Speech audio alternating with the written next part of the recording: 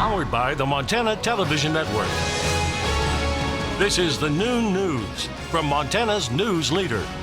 Good Friday afternoon. I'm Victoria Hill in for Samantha Sullivan. Another much anticipated homecoming for another victim of March's random shootings in western Montana. Casey Blanchard will return home tomorrow. He has undergone treatment at the University of Utah Hospital in Salt Lake City since being shot. It will be a big adjustment for Blanchard and his family, and as he is now a paraplegic. But doctors say he is ready to transition to the next phase of care. Blanchard and his wife will drive home to Montana and will be met by a Montana Highway Patrol trooper at the Missoula County line who will lead them down to Stevensville. They are expected to arrive in Stevensville around 7 p.m. Anyone who wishes to show support should line Brook Street in Missoula or meet at the Stevensville Y. Blanchard was shot on March 14th in Missoula when he exited his vehicle to check on a motorist who he thought needed help. Montana Highway Patrol trooper Wade Palmer was shot attempting to locate the same suspect who injured Blanchard, his mother, and killed Shelley Hayes. Trooper Palmer returned home from Salt Lake City last week. 3 lives are lost in 3 crashes in less than 24 hours across Montana. An elderly woman died this morning in Billings near the intersection of 17th Street West and Avenue E. 3 vehicles were involved in the crash. The elderly woman was taken to the hospital, and the Billings Police Department later reported the woman passed away. Another woman was taken to the hospital with what appeared to be non-life-threatening injuries. Late last night on Billings West End, a man died in a motorcycle crash at a roundabout. We're told he was not wearing a helmet. Details on how the crash happened and the victim's name have not been released. And Thursday afternoon's crash on Highway 93 South near Lolo has claimed the life of 1 victim.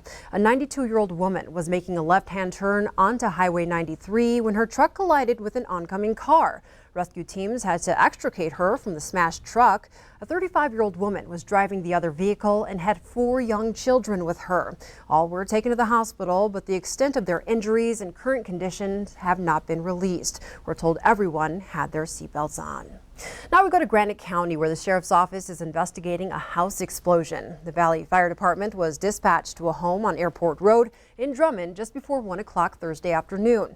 Authorities believe natural gas triggered the blast, but fortunately the house was vacant and no injuries were reported.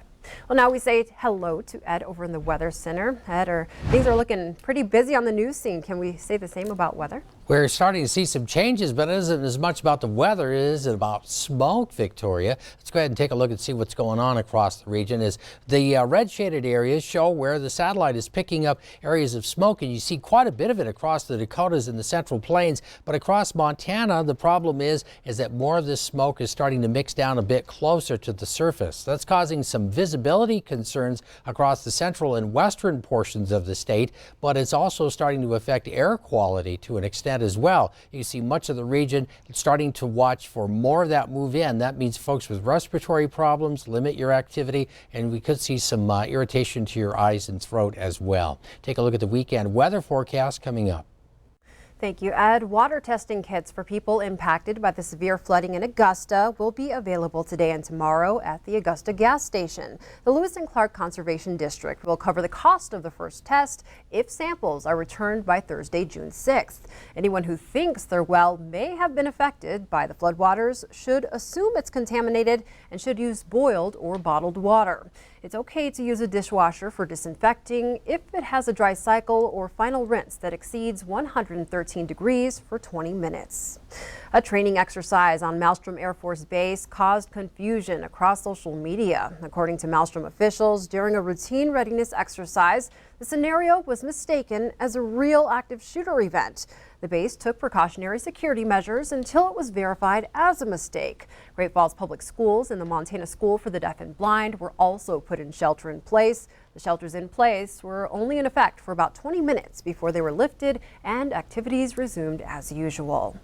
Montana Senior Senator Jon Tester introduces a bill to help save Montana's Job Corps programs. If passed, Tester's bill will prevent the closure of the Anaconda and Trapper Creek Job Corps civilian conservation centers. Just last week, the Trump administration announced its plan to close the center, ending its partnership with the Department of Agriculture. Tester says the Job Corps program is too important to be eliminated.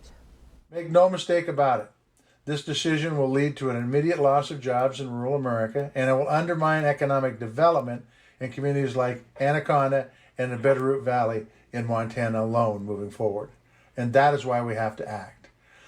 We can't allow these critical programs to be shut down, privatized, or repurposed.